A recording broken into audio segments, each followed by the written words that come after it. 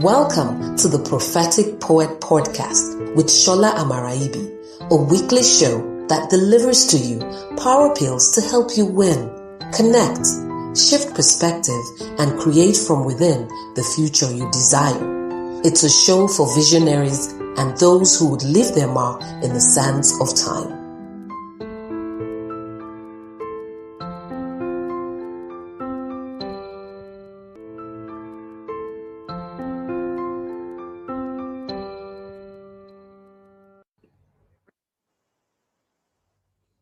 This episode is perhaps the most vulnerable I've been so far on this podcast when it comes to my work with words and in my life.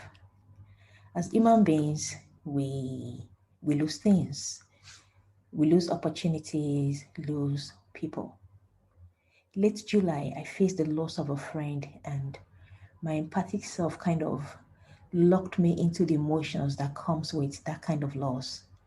And I've often said poetry is the way I walk through life and make meaning of things.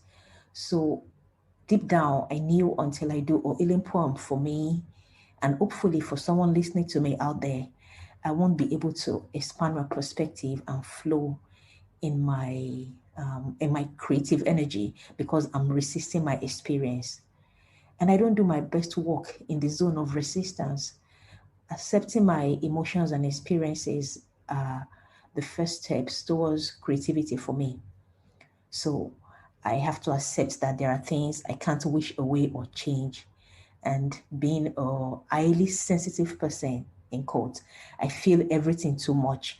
I actually feel a physical pain in my chest when someone hurts around me. And sometimes it sits on me like a weight on my shoulders. So what I do unknowingly, what I do in these times is I shut down until my number one God-given healing tool, which is poetry, comes to save me from myself. So this is why the poem you hear today is a healing poem for me. This is what the poem came to do, to save me. It's titled Mellow. I'm letting this moment flow through me, entertaining an uninvited guest, listening for the messages in this visit. I know this passing through will lead to wholeness. Sometimes it's in waves of tears. Sometimes it comes in flashes like thundering pain. It's the ache in the memory of him at my door. It comes in his rich guffaws in my ears. Sometimes it's in the deep sigh of those who loved him. It's a great loss to lose a person, to be filled with memories where there once was flesh. When I'm leaving, I want to be here now, fully alive, not a shadow in a corner, a light doing all the good that calls to me. For when I am in alignment, I am in my brightness, and the world will come.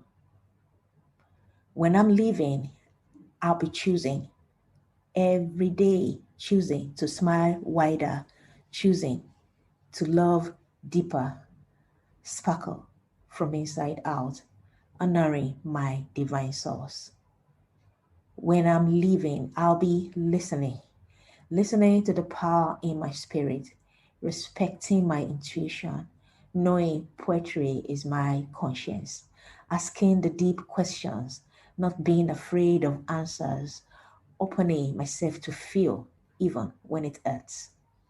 When I'm leaving, I want to stand unbowed when raging storms blow. I want to laugh at the roars of lions.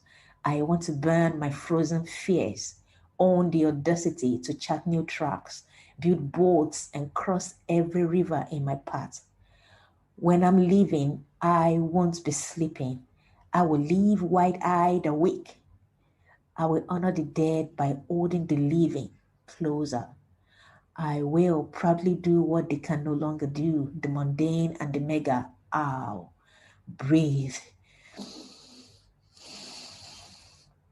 I'll be grateful for kisses and raindrops, experiencing life in all its forms, welcoming the high and the low. I will tell my sensitive heart to be still, to carry more gently.